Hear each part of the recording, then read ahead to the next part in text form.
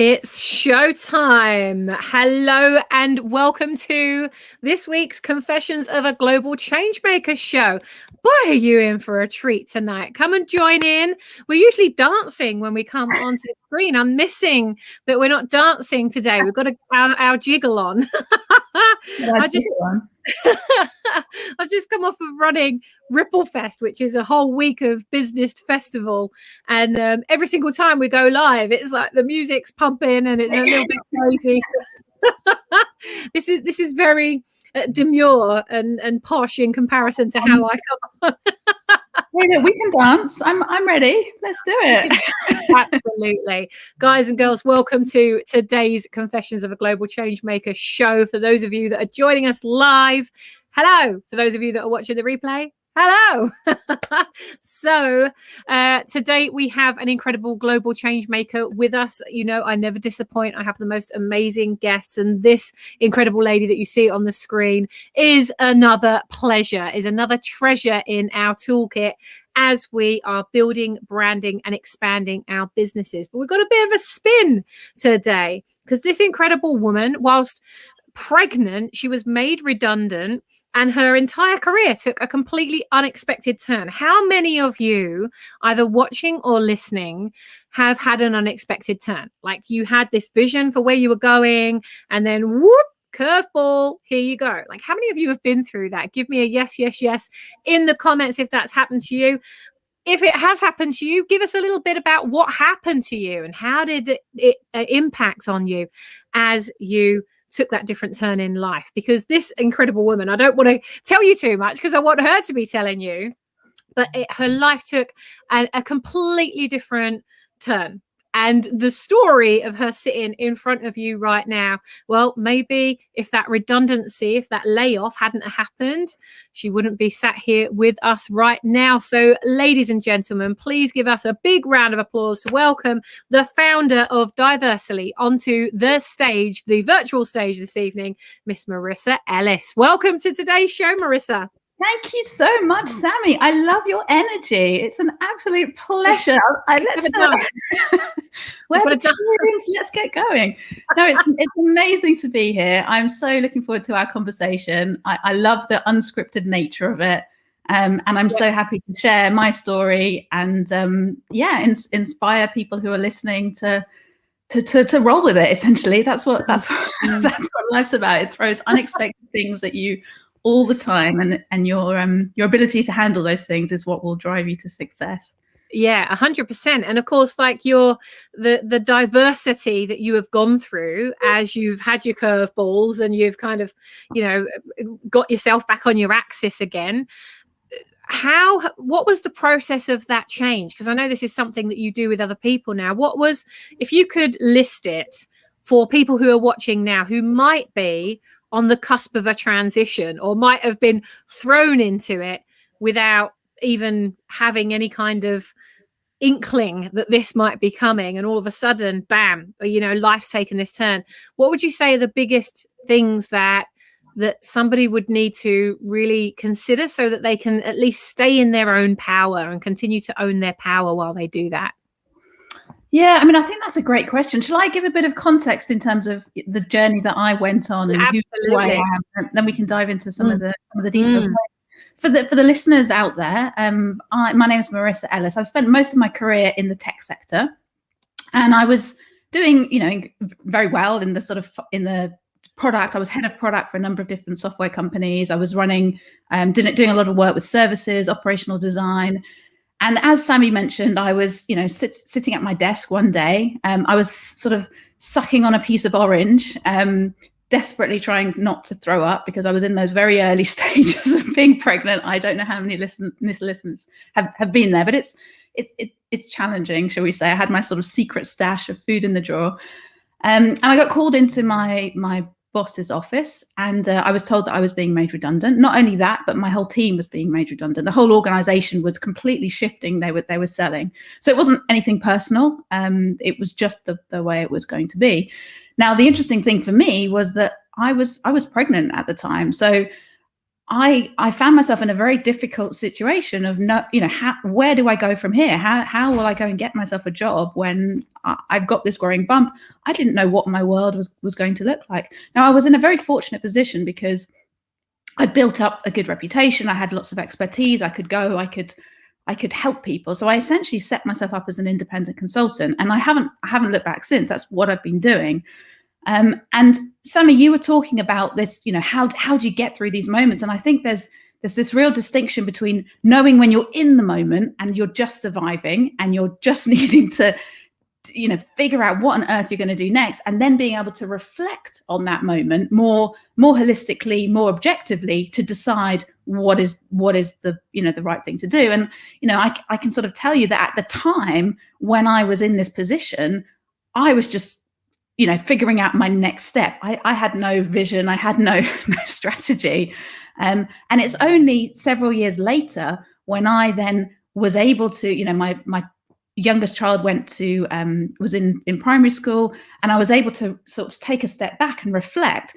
I then started realizing, what's important to me? What are the things I care about? Why is it, this isn't just something that's happened to me. This is something that's happening all around the world to people everywhere. I was sort of brought up to believe that we live in this meritocracy, but actually people have opportunities that are presented to them based on, their kind of personal characteristics are defining what people can do. And I sort of started peeling away and starting to realize that, we don't live in a meritocracy, and things are not quite as we seem. And I went through another process of being headhunted for a senior role, and I won't tell the full story here, but essentially I got offered the job. It was a head of digital capability for a large global organization. I got invited to the Christmas party, and then boom, the phone call comes, the position's no longer available, we're taking it away from you. It's like, what? I've just spent the last 4 months going through this, very, very intense interview process. It's no longer there. And for me, this made me reflect, what do I want to do with my life? What is my purpose? What is the heart of what I'm all about? And I realized that actually I didn't want to go and make a load of money for a big corporate. I actually wanted to change the industry. I wanted to help people think differently. And that's really the journey that I'm on now. Is I realized that difference is strength. I realized that in my professional upbringing, I'd been taught about leadership and about management and about targets and about financials and about strategy, but I'd never been taught how to think inclusively. I'd never been taught how the differences that different people bring strength to an organization. It drives innovation, it drives productivity. And I started reflecting on this, and I realized that actually business can operate in a completely different way. We can be much more purpose-driven in the way that we run our businesses. Businesses shouldn't just be about financial targets. We should be thinking about the impact that we want to make. And I think, Sammy, you and I met because we co-authored a book, Pivot and Grow, which was a real delight. And the chapter that I wrote in that book was all around this idea of unlocking collective intelligence to drive positive change. And it's really this idea that as a business leader, for the audiences who are out there, if you can connect both yourself and your business to a deeper sense of purpose, a deeper sense of meaning, not only will your business become more, you'll create more impact, you'll be more motivating for the people who you're working with, but you personally will feel that fulfillment. So I think there's so much to unpack there. But I guess coming back to your original question, I think ultimately when you find yourself in these unexpected turns, you have to be able to almost objectively look at the situation and say, well, what's really important here? What's just the reaction to this immediate situation? What am I really trying to achieve? What's the purpose of all of this? What are the real problems that underlie this? And what are the best things I can do to make it happen? Yeah, fantastic. Guys and girls, are you resonating with any of this? Because I think it's important that we don't look at this as going, oh, well, what Marissa is talking about here is something that other companies do. Like, if you are working with an audience, they don't have to be your employees to create inclusion. They don't have to be somebody who's on your payroll for you to operate this intelligent strategy of actually how to treat people really, really well. Whether you're building an organization or a community, these are still things that we must take into consideration if we're going to make a greater impact. And every single one of you are here to make a bigger ripple of impact, unless Absolutely. I'm on the wrong show. Am I? I don't think so. I don't think so. Right? And this is the really interesting. Sorry, no, go. No, I was just going to say, this is all about you and how you treat others, how you show up for others, how, your brand is what other people say it is when you are not there. So the only opportunity you've got to show up as your brand is in really the way that you act, the way you respond, the way that you are inclusive with others. And people are going to remember how generous you were or not. They're going to remember how you made them feel, more than they're going to remember your name. So it's so important that actually, Marissa, the strategies you're talking about here, they're not something that people can be listening into right now and go, it's all right, this is for companies, I'll drink my coffee now.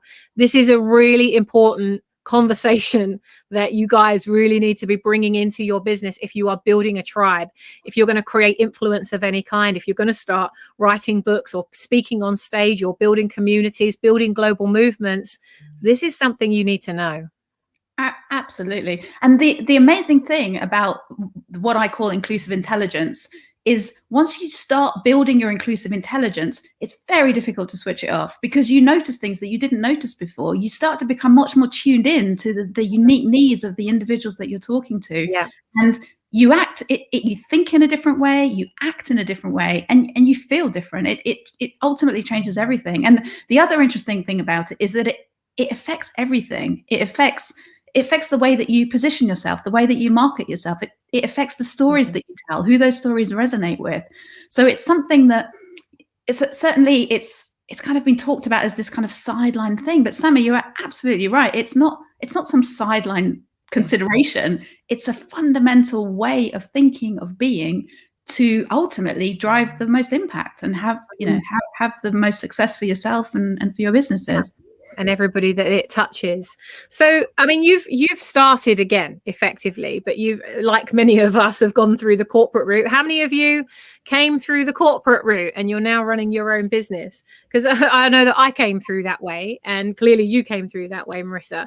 So as you've navigated that journey and you've gone from being an employee to a business owner, and then going one step further is to go from business owner to entrepreneur, somebody who is caring more about the impact that is being made in the world than how can I improve my bottom line? How can I do my marketing? How can I? You've built a how can you company, which I see as being a much more entrepreneurial way of thinking. What was the hardest part about starting again for you, with the background you've got, and then you're starting this business, which has become a massive impact business? What was the hardest part of you starting that journey for those people that are out there going through this transition right now? Yeah, I mean, I think there are a number of things. I mean, I think it's been. I think the first thing you have to realize when you're on this journey is that it's a journey. So there is no boom, today this, tomorrow that. It's a journey. And the framework that I've created that help people transition on this journey, it's called the Change Canvas.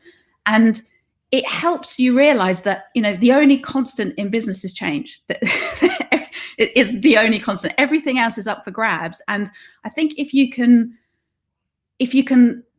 get your head around that, then you can navigate it more easily. So, for me, that some of the challenges that I've faced, I think will be very familiar to many people, which is, what's exactly the value of what I'm offering? Who am I offering it to? What are their real needs? How can I do the best that I can to serve them?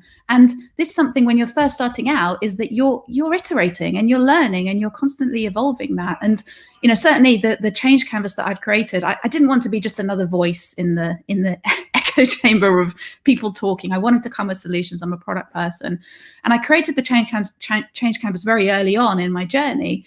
But the really fascinating bit for me has been working with lots of different individuals and organizations to see, how does that really land? How does it really get used? How do people really use it to embed this systematic way of looking at where your business is now, where it's going, and what you're going to do to make it happen. It's really action orientated. And it's been used for agile transformation within larger organizations. It's been used to drive specific diversity and inclusion initiatives. It's been used for entrepreneurs to think about their business, to get a view of where am I today, where do I need to go, and what am I going to do about it? And I think I've adopted it myself as a methodology because I think it really helps me get that clarity and that sense of, well, there's 4,000 things I could be doing. I can't do all of those things. So which are the things am I going to park on my ideas board, and what are the 4 things I'm going to do right now to get myself to achieve the vision that I've set out for myself. But I'm trying to think what other challenges. I mean, I guess I sort of see the whole thing as a challenge. I mean, certainly the diversity and inclusion area is challenging because people are in different places on that journey. And, when I first started on my journey, there were people who were like, oh, well, it doesn't really apply to us. Or people would say things like, well, we put the job out, but only white men applied. So, we've tried. And those are, I guess, awareness challenges where you as an entrepreneur, as a leader, you have to do an educational piece. You have to help people understand where they are. And I guess for everyone who's listening, whatever you're doing, part of what you need to do is educate your audience so they can have a deeper understanding of their own problems, to understand what solutions might fit, and then how you can help them. So there's an education piece. I guess the other challenge that I'm coming across now is people who say they're doing it. Oh yeah, I've got that covered. I'm doing that. We've got someone in HR thinking about it. Or, oh no, I'm a real advocate, and I set up a network for women. Right, and this is more challenging when you find people who think they're doing something, but actually this is an infinite journey. Until we live in a kind of fair and equal world, you can't say you've done it. You can't tick the box and say job done. So I think some of the challenges are more nuanced in terms of the landscape that I'm operating in. And I guess other challenges for me have been around, so the focus of the Change Canvas and the work I do is around building high performance inclusive teams. So the work that I do around helping people to think inclusively is about, it's not some sideline consideration, it's something you build in, it's part of what you do. And I guess the way, what large organizations, small organizations, entrepreneurs, everyone can derive value from it. And for me, one of my challenges is how do I get the messaging right for these different audiences who can all derive value from something that is, very, very simple, but the implementation details will differ depending on, who's using it.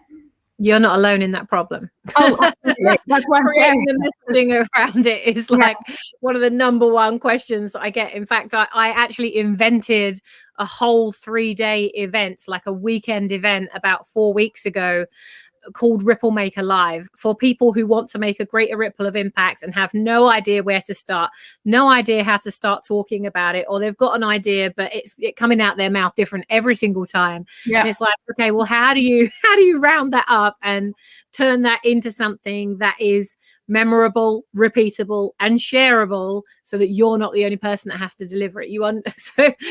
I'd love to say it was a unique problem, Marissa, but it's not. No, I know. I mean, I've helped organizations myself with this exact same problem, and the reason I share it is for your listeners to go, yes, I know, me too. You're not the only one.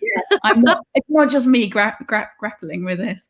No, and I'm sure that you're not the only one who's learned some lessons. Guys and girls, I bet you've had a big lesson that you've learned on your journey. I'd love to hear about it in the comments, actually. Like, tell us, just summarize, what is the biggest lesson? Let's get it up on the screen here. So what was the biggest learning that you had that you turned into the greatest asset of your business? Maybe it was a failure.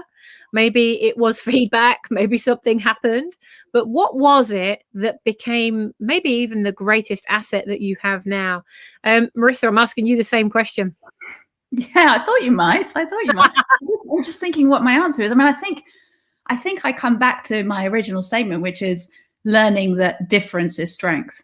And that applies to the market that I'm now operating in, but it also applies to me personally, in that I've spent my career in the tech sector as this woman who often was the only woman in the room.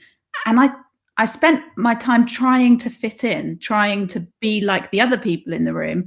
And actually now I realize that my strength is in the way that I'm different, the way that I think. I think quite differently, and that's not to do with my gender. That's just to do with the way that my brain works and the way that I approach problems. And the thing that's really liberated me, two things have liberated me. One is there's a flip that says, you know what, I can authentically be me, and I can go out there, and I'm not trying to be anyone else. I'm just going to be me, and I'm going to say it how I see it.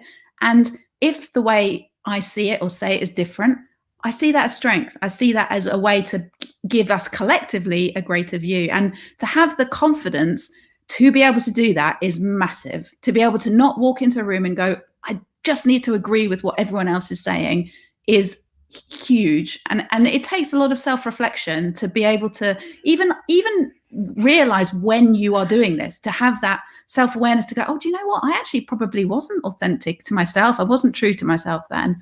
And I guess the other biggest learning, which I guess is now a great asset in terms of what I'm doing with Diversely, and I mentioned it before, is this sense of purpose. It is so empowering to be connected to something that's so much more meaningful and deeper and valuable than just me progressing in my career. This is so much bigger than that. And that sense of purpose is hugely motivating and inspiring and empowering. And that drives me and the business. And I would share that with all of the listeners out there, that knowing, being authentic to yourself, being connected to a deeper purpose, and valuing difference are just, you can fly with all of these things. I totally agree. And what a great structure. Guys and girls, I hope that you're making lots of notes at home. Now, another question for you. And this is also for you as the audience as well. Take part. I can't see all of your comments because we're going live via 5 different channels right now. And so usually when I get off of here, I find all of the other comments that other people have been making across all the other channels. But guys and girls, and Marissa, how do you continue to learn when you're already keeping on top of things in the role that you have, as a business owner? How do you juggle all of this and continue learning? Because obviously learning is a massive part of our growth as thought leaders, not just business owners. Yeah, that's a great one. And for me, it's fundamentally built in. And that's what I love about the journey I'm on, is I have learned so much. As a consultant, you have to be on top of your game. And I love going into organizations and, you deliver value immediately, and you learn from engaging with lots of different organizations. But as an entrepreneur, you are on a constant kind of quest for knowledge. And I think you just have to love that. And that's got to be built into what you're doing, because I'm constantly asking for feedback. I'm constantly looking at what other organizations are doing, what other influencers are doing. It's never ending. It's not like on one Tuesday once a month I might pencil in a bit of time to take a course. It's a constant iterative process, and it's piecemeal. So I'll be learning, thinking about sales techniques, or I'll be thinking about marketing, or I'll be thinking about building domain knowledge, or I'll be looking at sort of strategic frameworks and how they map to the change canvas. So it's constant, and I love it. You can probably tell from my enthusiasm. It's just it's so uplifting, and to be stationary, like, well, I know everything. And I guess the other piece of it's built into. So I have a framework in terms of what inclusive leadership looks like, and there's one element is about leading yourself, one element is about leading others, and the other element is about leading teams. If you look at the leading self piece, curiosity is a part of that. And you need that curiosity, not just in kind of domain knowledge and business knowledge, but in people. So you're constantly learning about different people and their attitudes and approaches and needs and perspectives. And it's inspiring, it's uplifting. Love it. That ongoing learning process, as you say, it is ongoing. Yeah. It is. It does not stop. Even if you want to stop, it doesn't, because life is just going to keep kicking you in the pants, or the universe is going to throw you something and say, there you go. I know you can cope with this. You better learn how to do it. Yeah, absolutely. I guess the other thing is about being okay, comfortable with the unknown. So being able to just pop into an unknown environment and lean on what you already know to be able to deal with that environment, to be able to think logically around, okay, well, in this context, this is what I'm going to need to do, and who can help, what perspectives are going to be needed, and you kind of make your way forward from that. So you can't expect to learn everything, to know everything, to then be really in control, and forget about that. It's almost like you need to learn everything and know everything so you can let go. So you can release. I know enough. Now give it away. Right, I've got another question for you guys and girls, and Marissa, this is your next question. I'm going to get it on the screen for you. Who are the 3 people who have inspired you the most to get to where you are now, and what was it that they inspired you with? Oh, specific people. I don't know how to answer that question. I mean, I guess the first person that comes to mind for me is my mum, which sounds ridiculous, but she passed away when I was quite young. I was in my early 20s, and that was pretty dramatic, to have someone who has kind of essentially inspired you for their whole life disappear from your life. So I guess so much of what she taught me stays with me, and so much of what I'm doing for her. So that's, clearly a massive one. I guess for me, becoming, and this isn't about individuals, but joining a number of women's tech networks, specifically joining Ada's List, was a real inspiration for me. And what that did. Heard of that. What is Ada's List? So Ada's List is a network for women in tech. When I joined, there were about 300 or so of us. There's probably about 7,000 or 8,000 people now. Wow. And it's a fantastic supportive network. I'm now sort of a member of a lot of different networks. But the interesting thing that I found, and I'll share this because it might help others, is that I talked before about self-awareness and understanding kind of who you are. And sometimes you don't really realize these things. So they say there's sort of 2 types of people in the world: people who are self-aware and people who think they're self-aware. So the point is, we all think we're self-aware. But actually, you if you start digging, you realize there's so much to learn about yourself. And the thing for me, by joining Ada's List, was I found that I'd been this kind of women in tech and typically in the minority. By joining a network of other women in tech, I realized that some of the things that I'd been feeling or had experienced, and I've had a very positive time. I'm not someone who's kind of come from a place of discrimination, and my story is a positive one. I realized that a lot of what I'd been feeling or experiencing wasn't just me, but because I hadn't been surrounded by other people who were like me, I didn't see the kind of the bigger picture, and I didn't see the trends. And it was incredibly empowering to be in a completely different environment, hearing from other women in tech who were experiencing the same things. And then we suddenly have this collective voice, and that collective voice gives us all insights, and the support and the empowerment of it has been fantastic. It's so I guess my message there to people who are listening is, find people who are in similar situations to you. And I guess that's part of what Sammy is doing here, is bringing people together to do exactly that. And learn from each other and share with each other, and that that in itself is incredibly inspiring. Yeah. Wow. Right, we've got a couple of minutes left. I've got one last big question for you, and guys and girls, you could be answering these at home as well. I love that you all take part in this. This isn't just our show. This is a show for us all. This is definitely an inclusive show. I want to hear your thoughts and your opinions on this as well. Let's deep dive into that. Of course, Clubhouse is a brilliant way of being able to just say, I'm going to unmute you. Tell us about you. But we can't necessarily do that when there's just the 2 of us here. So you're going to have to use words to let us know what you're up to. Right. So I've got this last question. Before I do, guys and girls, for those of you that are joining us at the next Ripplefest Quest, Marissa mentioned the word quest, and I was like, oh, I cottoned on to that because the next Ripplefest Quest is from the 22nd to the 26th of February. I've put it on the screen for those of you that are listening in. It's the 22nd to the 26th of February. I've got the most incredible thought leaders that I'm bringing to you all throughout the week. We go live at 7 a.m. for an hour and then 7 p.m. for an hour. So you've got the whole day to do all the shizazzle that you would usually be doing.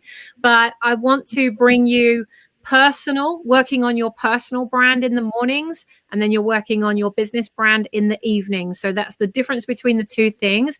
So you're actually working on two different dimensions of your brand, and all kinds of conversations come up as we go through that process. So I just wanted to get that on the screen there. We have started booking the tickets. The tickets opened a few days ago. If you book now, then you'll get early bird access when we open the doors on the 19th of February. So get your ticket and make sure you share this with everybody, please. We want to create a whole community of change makers who are on a mission to do something other than just build a business. You want to do something that really makes a lasting ripple of impact in the world. So I look forward to seeing you guys and girls there. Marissa, let's come to your final question of today. What would you change about the world of business if you could? I think you can predict what my answer is going to be on this one. Let me think. I mean, clearly, my mission is to inject inclusive intelligence and purpose into business. That is, to me, what it's all about. And I guess for the audience members who are listening, you mentioned to yourself, Sammy, what I'm doing is creating tools and frameworks that help people like you. So head on over to diversely.com. You can follow Diversely on Twitter. It's diversity with an L instead of a Y. And take advantage of the tools. They're there to help you and to help people who want to become more inclusively intelligent and who want to have a more of a purpose-led business. That, to me, is how we can change the world. It's how we can, ultimately make the world a better place. So for those of you thinking about your strategy, the Change Canvas is a fantastic place to start. It breaks down strategic management into some really simple building blocks that make it digestible, simple, but driven, give you the focus that you need to make your mission a success ultimately. Well, I love the work. Love it. Love the work you're doing. The book that we have co-authored is called Pivot and Grow. So guys and girls, if you want to go to Amazon and check out the book that we've co-authored, there's a massive amount in this incredible book that really is about reinvention. I would say it's about what we have come through to reinvent and recreate and sometimes remove things from our lives and our businesses that we got used to doing, but were no longer serving us. And sometimes it takes a big event to stop you, shift you, and pivot you so that you can grow. So it's a brilliant book, absolutely brilliant book. Marissa, I actually don't have one to hand right now. Do you have one? I don't. I wanted to reach for one and hold it up and wave it, but it's not within my reach. But it's got a bright red cover, so if you head on over to Amazon, you will recognize it. And I think what I love about the book is that we brought together so many people from who all came with different perspectives, and it just tells the story that I've been telling today, which is how difference is strength. Everyone came to this space with a different perspective, and everyone shared that, and overall you then get all these different insights in the book. We do. I've actually found a picture of it, so you guys know what you're looking for. I'm going to share my screen. Just before we so for those of you that are listening in, sorry, I'll have to describe. It is a bright red book with a bright yellow arrow on the front of it. You can't miss it. Our incredible friend and thought leader, who's also one of our Brand Builders Club mentors, Andrew Priestley, was the brainchild behind this, and he was also our publisher for the Law of Brand Attraction as well. So we do quite a lot of stuff with Andrew. He's an incredible guy. And those of you who have met him, then he's awesome. Those of you that haven't met him, you have a great surprise in store for when you do finally meet him. If you're in Brand Builders Club, you will have seen he's delivered quite a bit of training in there. So Marissa, it's been such a pleasure to have you on the show today. What's been your one big takeaway from today? My one takeaway from today? Oh, I don't know. I was just thinking to myself how I love the unscripted nature of this. I love the what question's going to pop up next, and I find it quite refreshing. I think sometimes things are a bit staged, and I think it's nice to roll with things and have sort of authentic and genuine conversation. So it's been It's been a real pleasure talking to you. I've really enjoyed it. I hope your listeners have enjoyed it too, and we'll get some value from the insights that we've shared and the things that we've discussed. I'm certain of it. So guys and girls, do head on over to diversely.com, which is diversily.com, to check out Marissa's website, reach out, connect. Maybe you want to invite her to be a speaker on your podcast or show. So reach out. There's always a ripple to be made. And I love a good ripple. So guys and girls, get in there rippling with each other. And Marissa, I sure hope that we see you on Ripple Fest or some other place within our universe that we get to play together again. Amazing. Thank you so much for having me, Sammy. It's been a real pleasure. All right, my darlings. Well, we will be back next week. We're back here on Tuesday and Thursday next week, same time, same place. And we have launched a series of Clubhouse rooms. So if you are on a mission to build a movement or create a ripple that's greater than the one you're making right now, I'm going to be going live on Mondays, Wednesdays, and Fridays at 12:15. So that's 12:15 UK time. It's called Lunch and Learn: How to Build a Global Movement. So you want to come and munch on your lunch and learn at the same time, and maybe even contribute and share with us the awesomeness that is you and what you're bringing to the world. We want to hear about that gift. We want to know what you're doing. So come and join us on Clubhouse. Make sure you go follow me on Clubhouse, and when you click on my profile, click on the little bell that's next to it, and then you'll know exactly when we're going live. You'll get a little notification giving you a little poke and letting you know that's where we are. So take care. Have a wonderful evening, guys and girls. Mwah. Big love to you. Keep rippling. Marissa, I look forward to rippling with you again very soon. See ya. Thanks, everyone. Bye.